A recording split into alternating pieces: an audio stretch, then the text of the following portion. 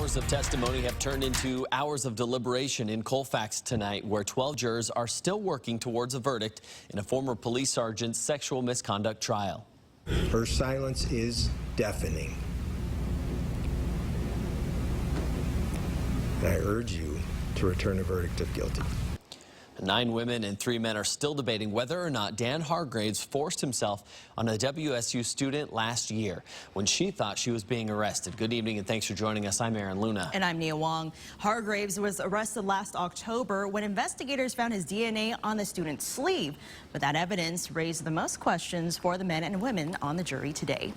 4 News Now reporter Taylor Graham has been in the courtroom with them all week. She's live in Colfax with continuing coverage on this trial.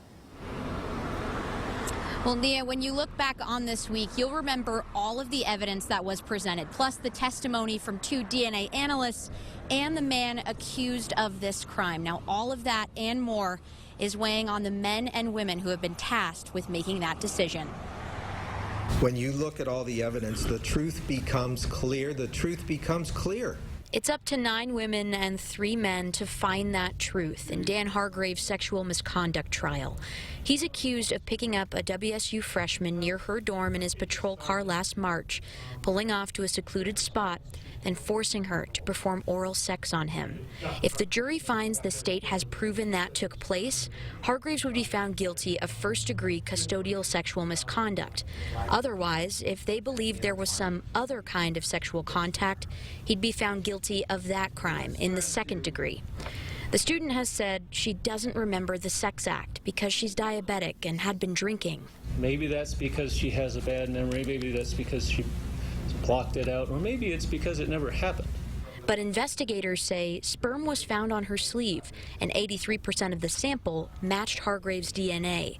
2 analysts spoke on that evidence this week, bombarding the jurors with so much information, they asked to review 3 to 4 hours of testimony today, but they were denied by the judge. We don't know what happened. We don't know what she did between that time. We can't prove it. We don't have to prove it. The state does, and while the defense says there's no direct evidence to tie Hargraves to the student late that night, the state believes his DNA, combined with some of her memories, show what truly happened that night. He was offered the chance to take advantage, and he did it. The evidence taken all together proves that. Therefore, I urge you to return a verdict of guilty. Now, about an hour ago, the jurors told the judge they still had not reached a consensus on this verdict. So the judge told them they could stay as late as they needed to tonight and reconvene again on Monday if they needed to. That is because some jurors will not be available tomorrow. In Colfax tonight, Taylor Graham, 4 News Now.